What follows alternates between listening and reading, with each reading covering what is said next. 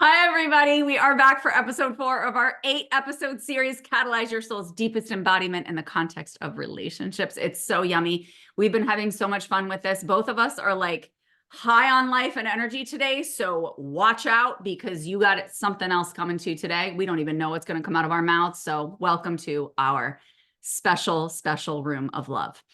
If you have not listened to last week's episode, Loving Without Codependency, I think that was the name of it. I went back and forth on the title like 16 times. So I think that's what I landed on.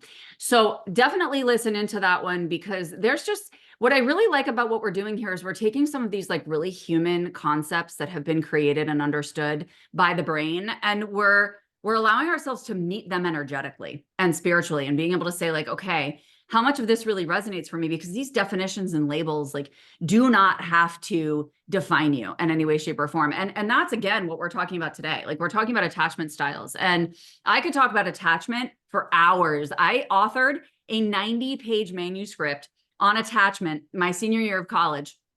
And it's interaction from human attachment to our parental figures and the correlating attachment that we have to God, to our relationship with God.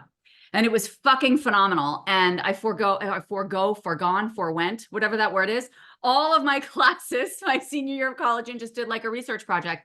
So I know a ton about this. It's something that's really near and dear to my heart. That being said, since really fully awakening, I mean, I've always been spiritual, but since really fully awakening, I really don't like to put any of us in a box of any kind and allow these labels to restrict us in any way. Right. And I know you feel the same way, Katie. Yeah. Yeah. I don't even like titles, right? Like, I'm a so-and-so. I don't care, right? Like, I either like your energy, I want to be in it, or I don't, right? And these attachment styles, like, we don't want you to become attached to the type of style, right? That's a big part of this. It's like, okay, it's nice to I think it helps to understand how you show up in different relationships. And I think, for me at least, I have found that I have different attachment styles depending on the type of relationship. Yes. And so that for me is always that great opportunity to like see, well, where can I turn that back to myself?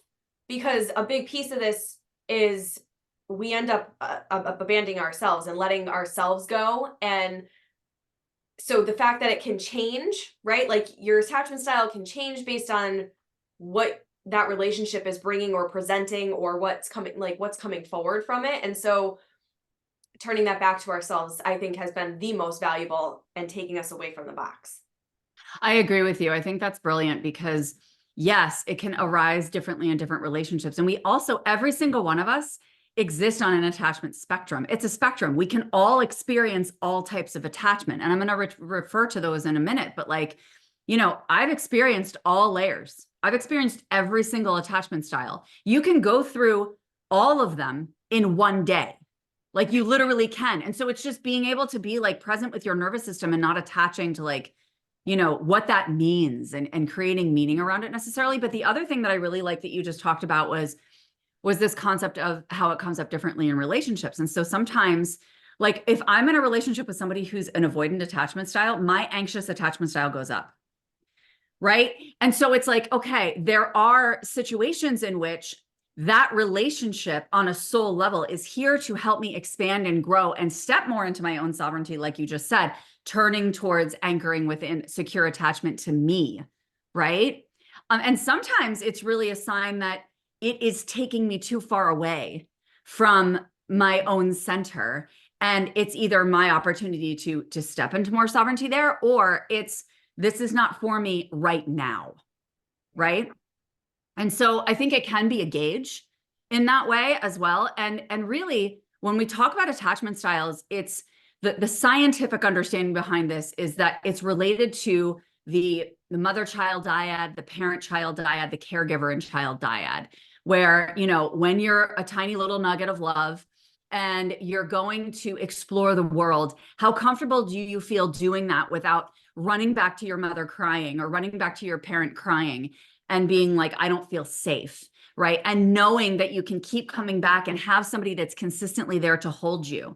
And so that then wires the nervous system where, and relationships going forward, it's like, I need to keep coming back to you for reassurance to make sure that you're still there. That's really anxious attachment. I need to keep coming back to you to make sure that you still love me. And this can come in the form of reassurance. This can come in the form of codependency, like we talked about last episode, of gripping on and just being like, no, like I can't, like almost like I can't breathe without knowing that you have me.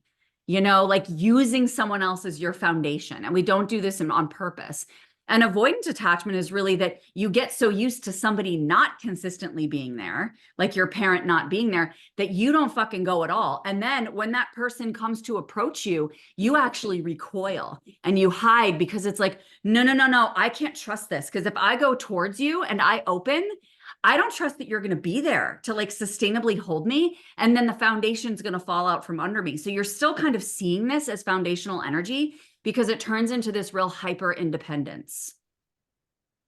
I have like tears welling because as you're explaining these, right, I can very clearly see, and like I know about these, right? But like I can clearly identify the relationships that is exactly why the relationship has broken down, right?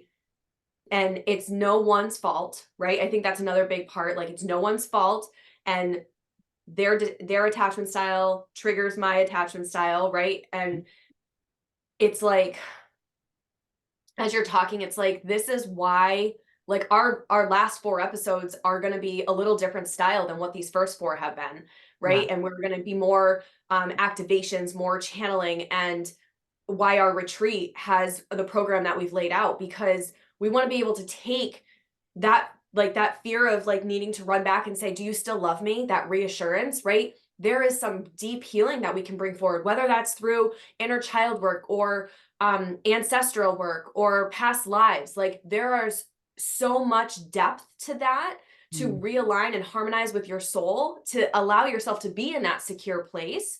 But like that's where I'm like so excited to bring this forward. It's like less about, to our earlier point, less about identifying truly what style you are and what relationship and all of these human things that we've put around it, but like what is it that you crave?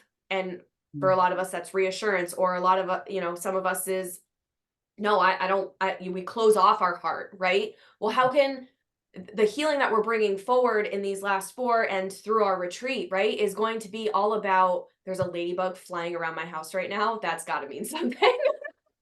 Absolutely. Awesome. Right. Like there, all of those things, I just lost my train of thought because of that ladybug. See, I knew that was But, going to happen. right. It was very distracting. Yes.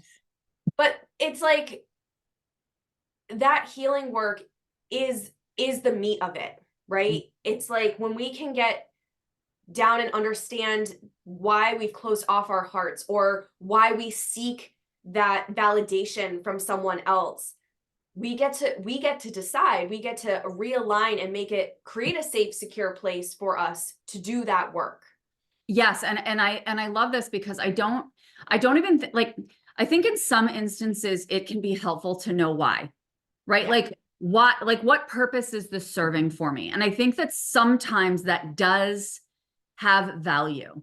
But I think what has even more value in the context of relationship is just recognizing that you're in something that provides an energy to the other person that activates them in a certain way. And it's being able to say, I recognize that this energy is intense when my anxious attachment is activated. I recognize that this is intense and I can feel what it feels like on your end to receive that. And so let's be really intentional about what's coming up within you, what's coming up within me. How can we meet each other in this? And I think that's where being present with just what's arising in your nervous system, whether you call it an attachment style or not, but being very, very in tuned and clued into your own energy and having that refined discernment, which is again what we're going to be doing on our retreat, right? Like that refined discernment about your own energy and your own edges, being able to recognize when they're starting to extend, feeling the stretch in your own field and recognizing that's also stretching someone else's. Yeah. And it's like, I don't care whether you call that avoidance or anxious attachment. Like, yes, that's a thing. I'm not saying it doesn't exist in the nervous system and it's not a helpful framework, but I also don't think it's all of it. And I think it goes deeper than that. And I think what it's really about is being present with with being a witness of your own energy as whatever type of energy arises in your field, and being communicative about it. And I think when we talk about what I was saying earlier, that some of these are relationships that are meant to expand us, and some we need to choose, like I need to choose to forego this to focus on my own alignment. Is this person willing to be in that with you? Is this person able to say, you're totally right. I see that, I feel that, or not even you're totally right, but I do feel something. Like I recognize that I feel something coming up within me, and I'm willing to be with it. And I'm willing to be in connection with you around it, and see what happens with putting these energies together and having them meet and playing with them. Yeah. Yes. Like as you were talking before, and I kind of got like, the emotions started to well, it was like, it gave me this piece of like, that's where it was helpful to know why, right? The relationship started to break down. And it's that last piece you were just saying, are both parties willing to come forward and hold that safe space to understand each other and to work through it and to heal through it?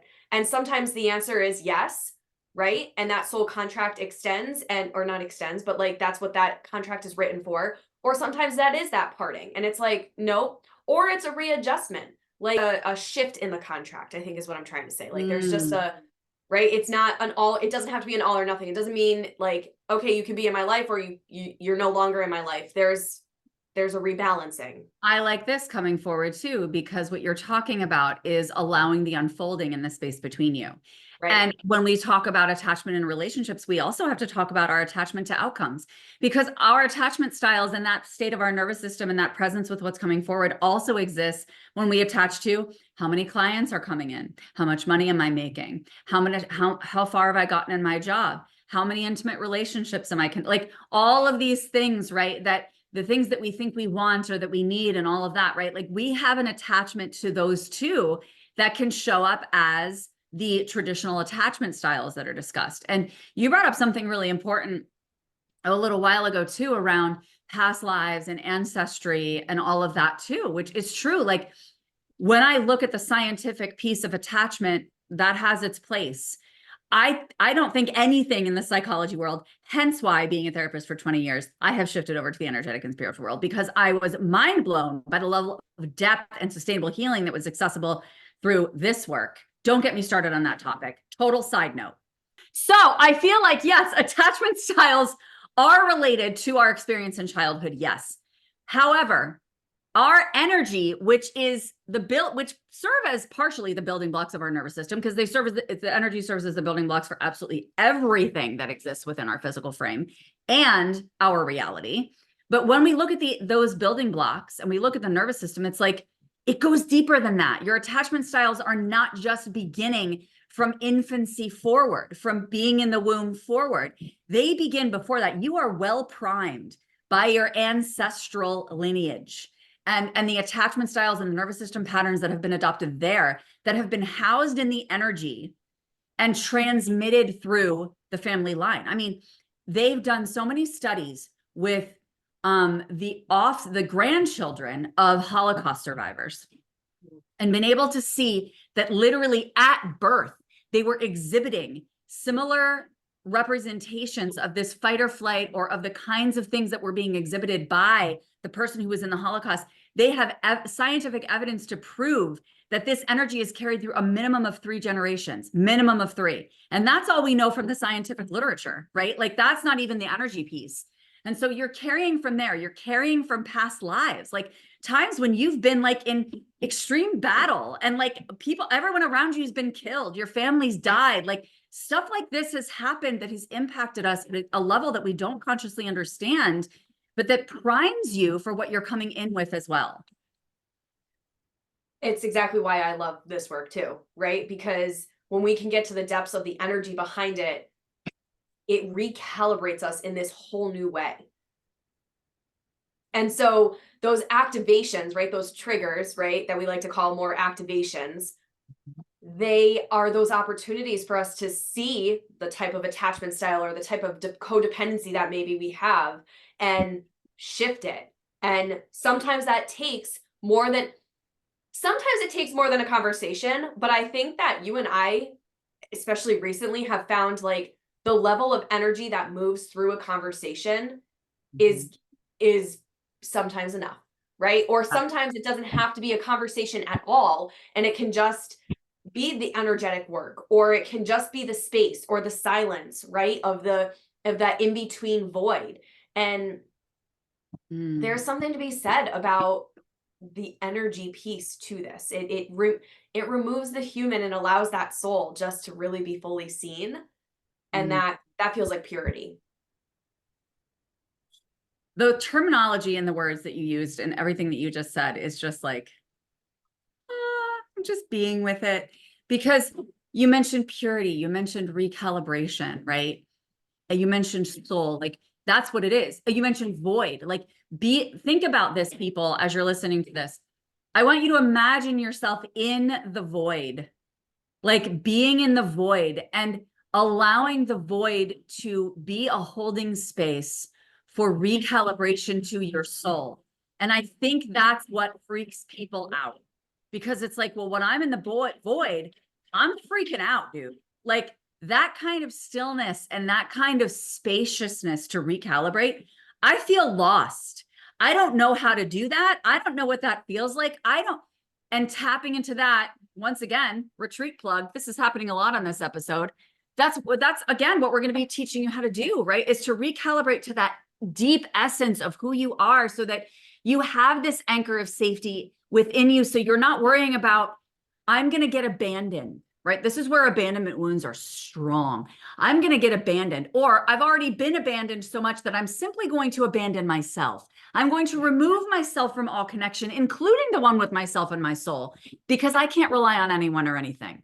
And so it's like, you don't have to worry about any of that when you really anchor in your own sovereignty and you allow these relationship patterns to catalyze your soul's deepest embodiment. What do we mean by that, right? Like really recalibrating to the soul, like Katie was saying, into the body, so that you can anchor this essence of you as your safe holding ground, as your spaciousness to be able to grow. And then when you're in connection with other people, you get to witness these activations that come up and allow them to be a cue to return back into that safety within, to that deep knowing.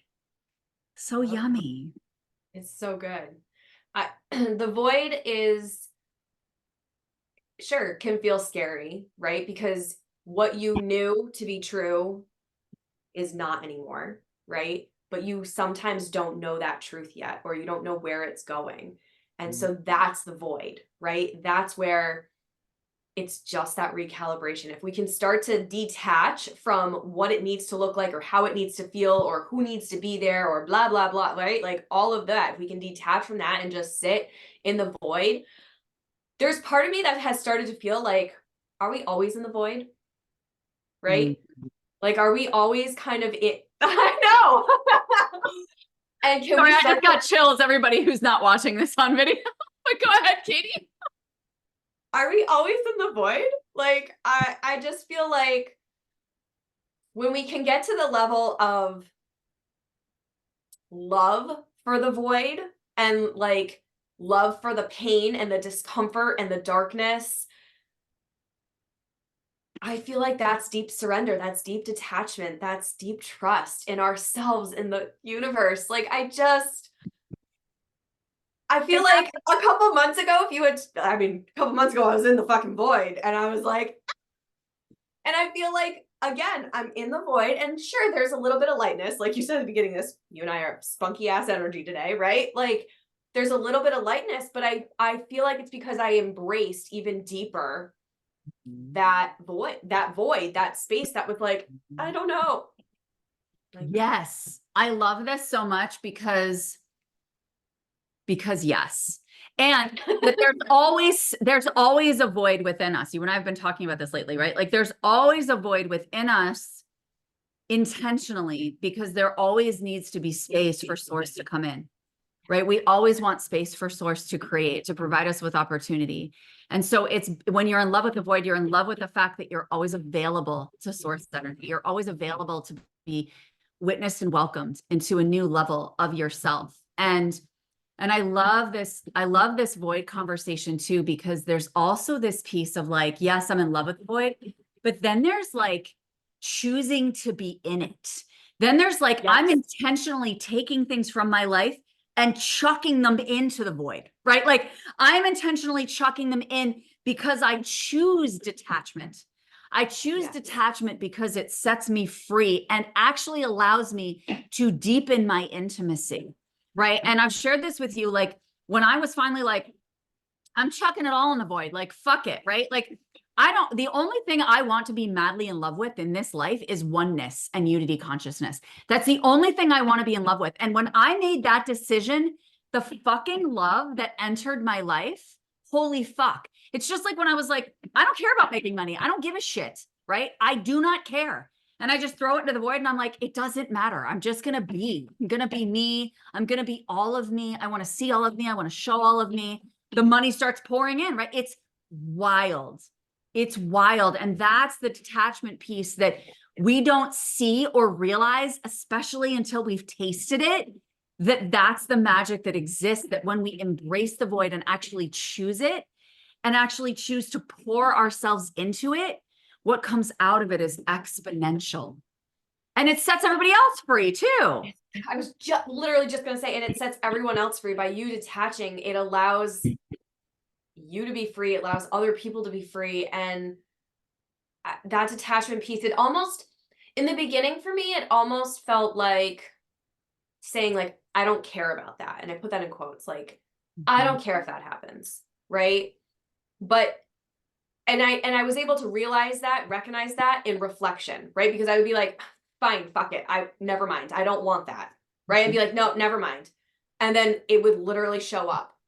And I'm like, I thought I didn't want that anymore. Oh no, I actually did, right? Like, so it kind of felt like how it did that's how it felt to me in the beginning. Now, yeah, it's like I don't want to think about that. I want to think of my heart's mission and just focus on that and be at that point. So throw everything else in and watch what the void does. Like, watch what the void does. Yes. Watch the flow, the natural flow of the void, right? And that's when we surrender the timing and the how and the who, like we surrender all of that when we place it in the void. And that's why I'm so glad that I've been in connection with avoidant people that have put up blocks, because what it has done, it's been deep medicine for me to be able to be in my own sovereignty and continue to have to be forced to continue to come back to that safety within myself.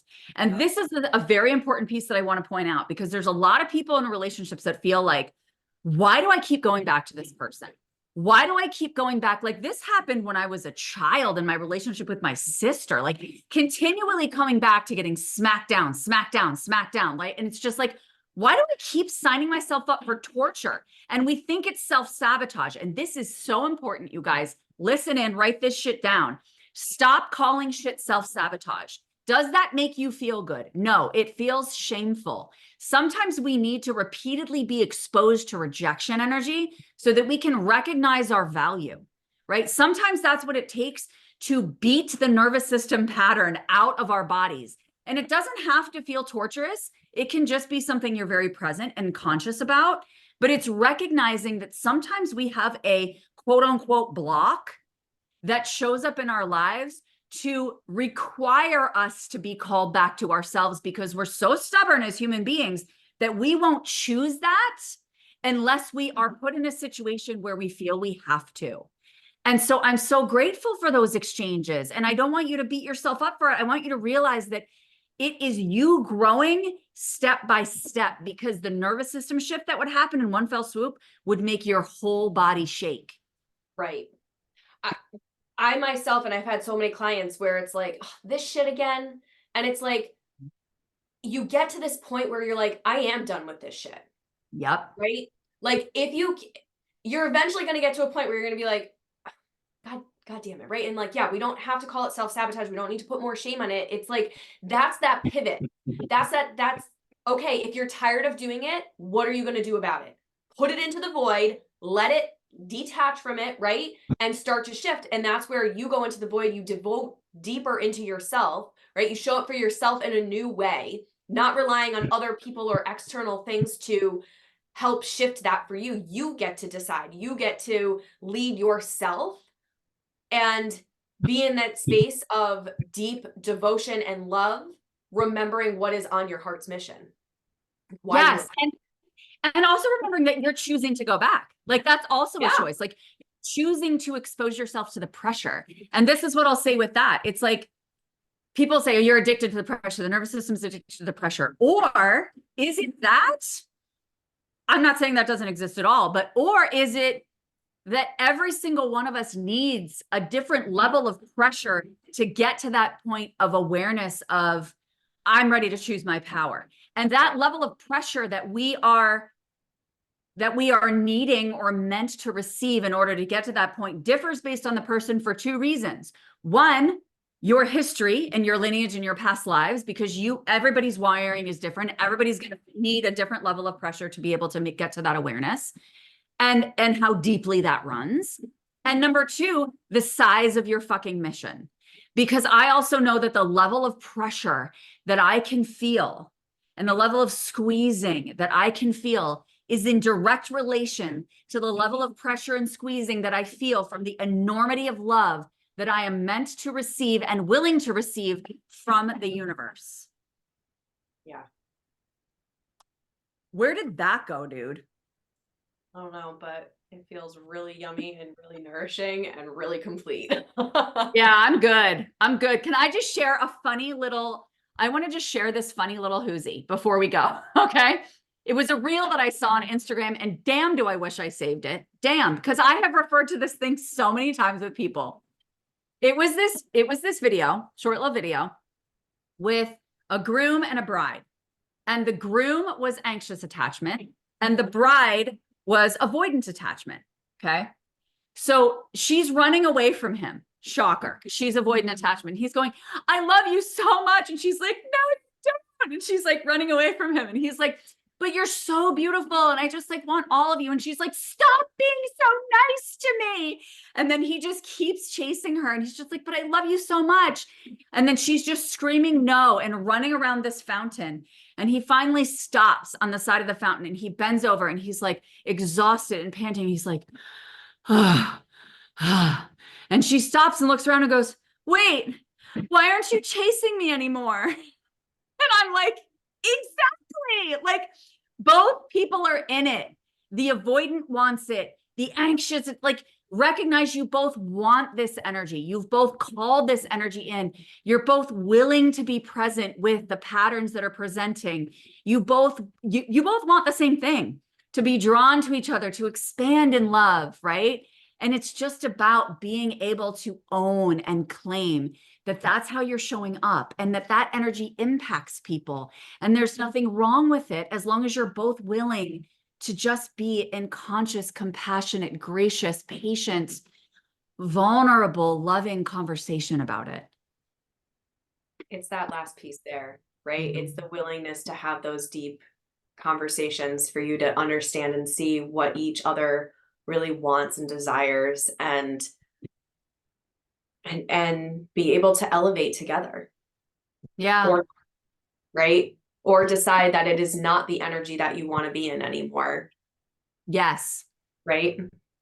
That sometimes it gets to, I'm choosing my nervous system over this relationship, because although it is activating me and expanding me, I've also gotten to the point where I can hold myself enough and I can return to that sovereignty so consistently that I love you and I desire you, but I also desire me more. Yeah. Right. And I desire my solace more and I desire my centeredness more. And so that can come in. And I want to share one more thing in a very different context, because a lot of this has been really more with the notes of intimate relationship. After I had sepsis, right? I was 30 minutes from dying. And then within the 3 years after that, there were multiple times that I was very, very close. And at one point, I mean, I had a lot of guilt as a mom, and I had a lot of fear of not being here for my children. And I realized at that point that you know, I think I've shared before, whether it's in this or not, that I've surrendered whether I live or die to the universe for sure. That's completely in God's hands. But it was harder even to surrender my attachment to my children. Mm-hmm. I mean, it even brings up tears now. Like there's still threads there, right?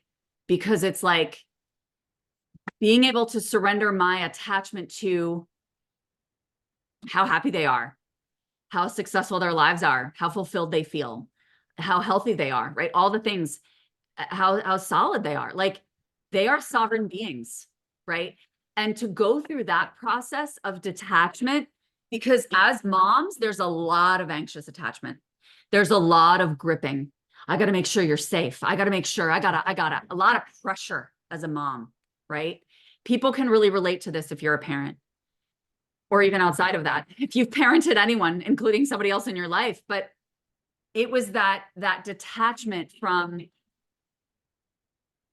having to grip onto their outcome and knowing that they're sovereign beings who are free to flow wherever they desire to. And I think that is another really important example of how much detachment sets everybody free to be their own being, to have their own energy, to flow where they're meant to flow, and to recognize the patterns that come up within you that hold everybody hostage.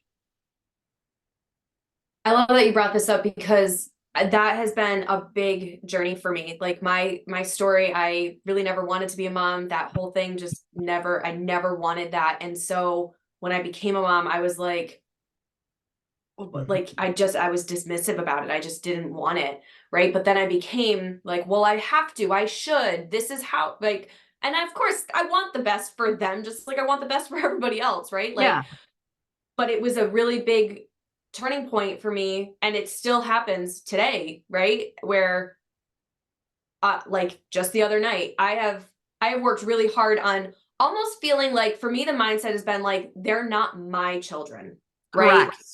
Right? They came through me. I'm meant to be in their life. It is a soul contract. Yes. Correct. We are not in ownership.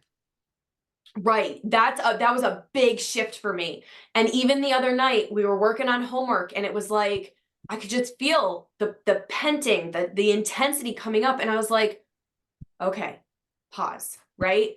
Like if this was a child that I was tutoring like I did in college, I would not have let that all get built up and anxious and right, the pressure build. I would have taken a breath and seen, okay, well, how is it that they want to learn? But with my child, it was different, right? And so it was another layer of detachment to be like, this is different than how they're learning right now, and that's okay, right? And sometimes it helps you step back, because yes, you're their guide. Yes, you have to help them, especially in the human type of shit that world that we live in, right? But it just gives you that other opportunity to say, let them express how they want to express themselves, and find a common ground without it being like, well, you need to do this, right? And you need to be so regimented and follow the rules. And Right. Because what it is it's really, and then we have to end this episode. Oh my God, we keep talking.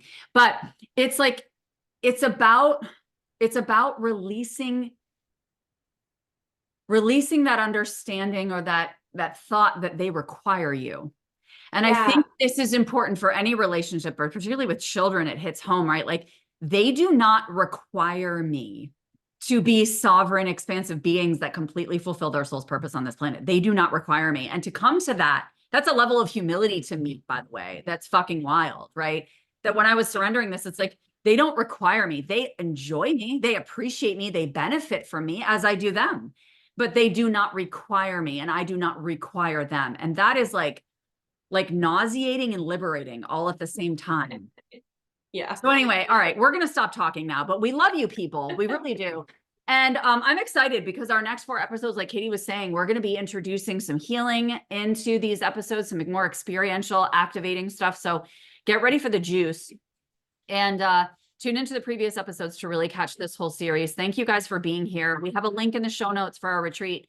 We really encourage you to connect to it. You can read it, yes, with your mind, but I want you to connect to it. I want you to connect to us. I want you to connect to our energy. I want you to feel what it would feel like to be in the room with us and other really beautiful, heart-centered, intuitive beings, and the space that holds for you to be all of who you are, to show all of who you are, to bring forward any aspect that might feel shameful, that might feel unseen, right? Or like hidden or unknown. And like, we want to see all of you. We want to be with all of you. And we've been there ourselves where we've been hiding and where we've shown the deepest part of ourselves. And it's vulnerable and it's intimate and it's so expansive.